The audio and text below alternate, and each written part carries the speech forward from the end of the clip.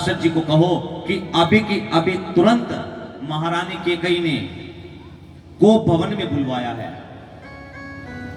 अब दासी गई, एक कक्ष में बैठ करके राम जी को महाराज दशरथ जी राज्य के भार को संभालने के लिए उपदेश दे रहे थे। उस कक्ष में किसी का भी आना मना था। भार द्वारपालों ने दासी को रोका कि अभी अंदर नहीं जा सकते। दासी ने वही सूचना जो महारानी केकई ने दी थी, वही सूचना महाद्वारपालों को दे दी कि महाराज दशरथ जी को तुरंत महारानी केकई ने कोप भवन में बुलाया है। महाराज दशरथ जी आए, आकर के द्वारपालों ने सूचना दी। जैसे ही सूचना दी, तुरंत महाराज कहने लगे कि कोप भवन महारानी केकई ने बुलाया है। तोड़कर गए और जाकर के देखा महारानी केकई नीचे पृथ्वी पर मलिन वस्त्र पहन करके, बाल खुले हुए, सारे आभूषणों का त्याग करके लेटी हुई है। नेत्रों में आंसू है।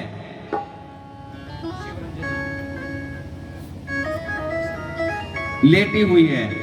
महाराज दशरथ जी ने कंधे पर हाथ लगाया, कहा कि हे प्राण प्रिय, क्या हुआ?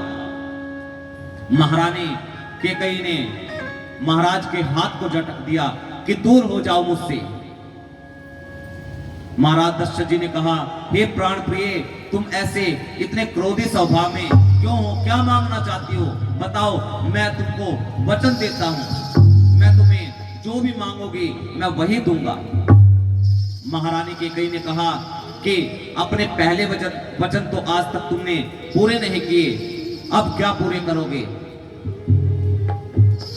महाराज दशरथ जी बोले, रघुकुल रीत सदा चली आई, प्राण जाई पर वचन न जाई।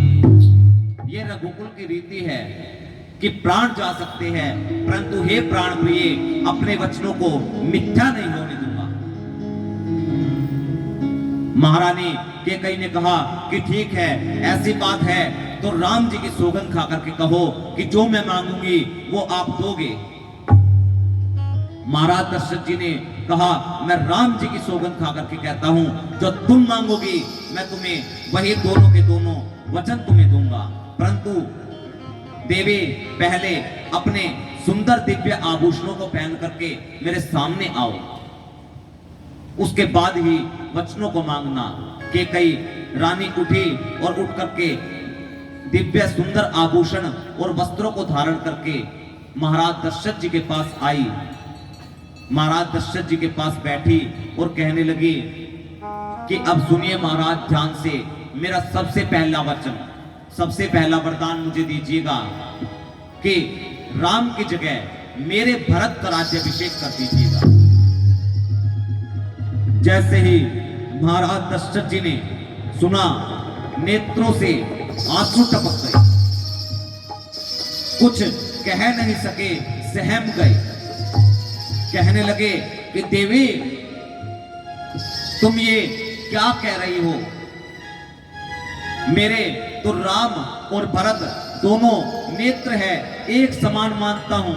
मैं शिव जी की सौगंध खा करके कहता हूं, दोनों मेरे एक समान नेत्र है। और राम को तो राज्य का कोई लोभ नहीं। तुम ये क्या मांगने लग रही हो? बोले कि ये तो ठीक है, पहले मेरे दूसरे वचन को, दूसरे वरदान को सुनिएगा जो आपको देना है। महारानी केकई ने कहा कि महाराज, राम का 14 वर्ष का वनवास होना चाहिए। जैसे ही महाराज दशरथ जी ने सुना, पैर लड़खड़ा गए, पृथ्वी पर गिर गए, कुछ बोल ना सके। बस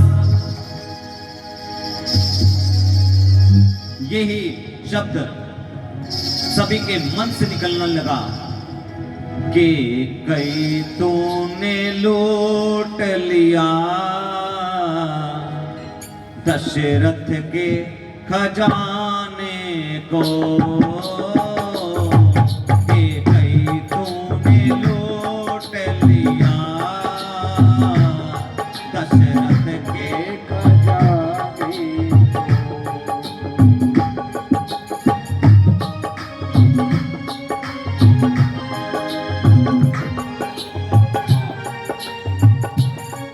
देखिए, सदैव इस बात का चिंतन रहना चाहिए। एक पति जो होते हैं वो भगवान से भी बढ़ के होते हैं। यहां पर कैकेयी मैया का दोष तो नहीं, परंतु इस दोष को स्वीकार किया है किन्होंने? कैकेयी मैया ने। कैसे?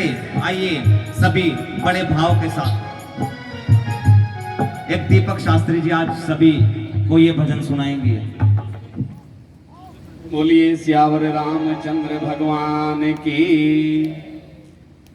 कैकेयी तूने लूट लिया, कैकेयी तूने लूट लिया, दशरथ के खजाने को, कैकेयी तूने लूट लिया, कैकेयी तूने लूट लिया, दशरथ के खजाने को।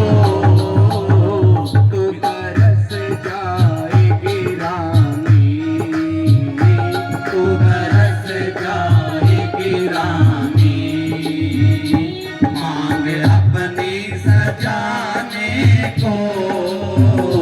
तू तरस जाएगी रानी, मांग अपनी सजाने को।